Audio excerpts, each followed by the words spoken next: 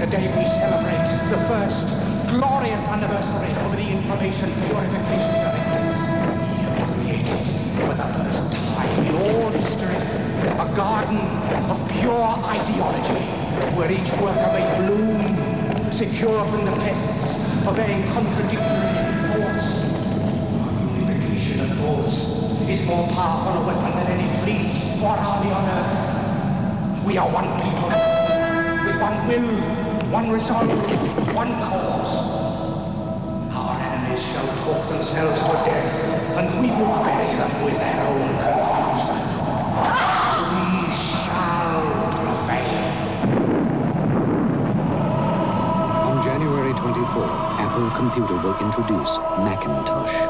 And you'll see why 1984 won't be like 1984.